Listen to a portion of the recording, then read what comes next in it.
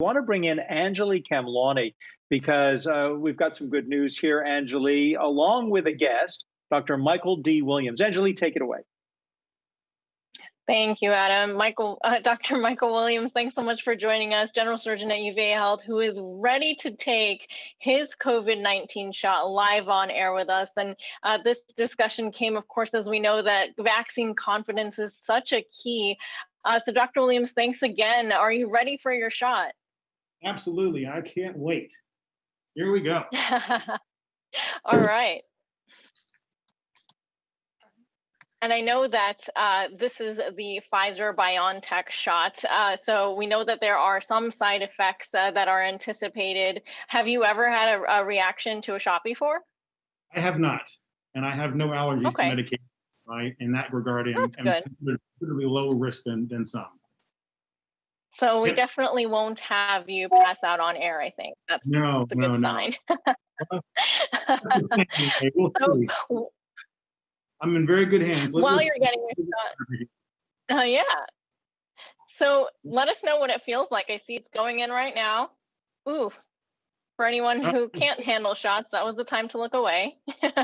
How are you feeling? I feel fine. The flu shot is actually much more impactful for your arm than this was. It was really nothing to speak of. Oh, that's good. That's good to hear.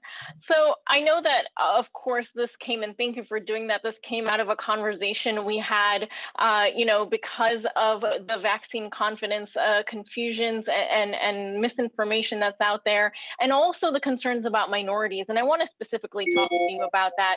We've seen a number of individuals in these photo ops with hospitals get the shots, and a good number of them are minorities, and people are noticing that, saying that maybe it's a forced sort of circumstance. I'd love to hear your thoughts on that. Yeah, well, I would say certainly here at UVA, there's not an accident where some of that imagery. It's intentional, and as you point out, because of the long history of mistrust and frankly poor treatment of people of color by the U.S. healthcare system writ large, we are trying to send a message, and I think it's not just here at UVA Health, but all around the country. Those who are at highest risk happen to be African American or Latino or Latina, and or indigenous folks who are living in the Midwestern part or the western part of the country, who are describing themselves as Native American. So as a result of that mistrust, a lot of us who are on the front line, including myself, and as I said, Elizabeth, who is one of our COVID ICU nurses in her regular day, night, weekend, holiday job, who stepped up to do some vaccinations. And the goal, as you say, is to send a very strong and clear message that not only is the vaccine safe, but it's also critically important that those who are at highest risk are receiving it early in this pandemic response.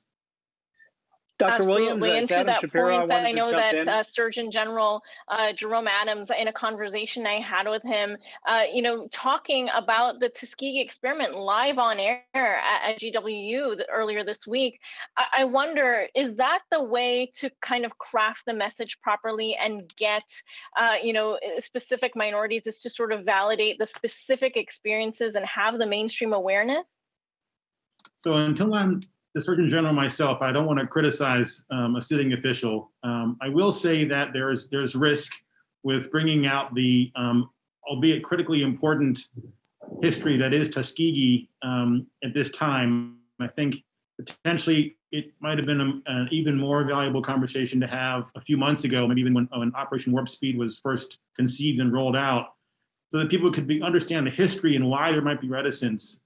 One of the things that we are trying to address here at UVA Health is how to develop the correct message for folks who might be reticent for whatever reason, particularly if it's based on historical concerns. And so having the conversation about Tuskegee and any other similar events that have occurred in the U.S. history's past is, as I said, double-edged. It is critically important, I think, that Americans in general understand what Tuskegee was and what its impact has been, and also understand that many of those who experienced it directly or indirectly are still alive. I'm 53, so it was my lifetime that it took place. Help us understand something. We know that you're wearing the mask and will continue to wear the mask, but you've got the inoculation now. How long until your body starts to respond to protect you from COVID-19?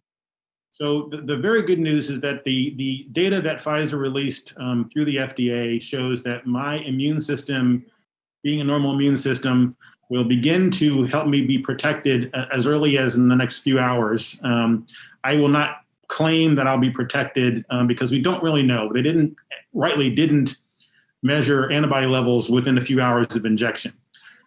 What we do know from their data is that the first injection provides up to a little over half of the population that received it with antibody that seems protective, and that the second dose brought that number up over 90%. And so the two doses by themselves in combination appear to be most effective. So I won't consider myself, based on the data and the evidence that's available, to be protected as fully as I can be from this vaccine for another 3 weeks.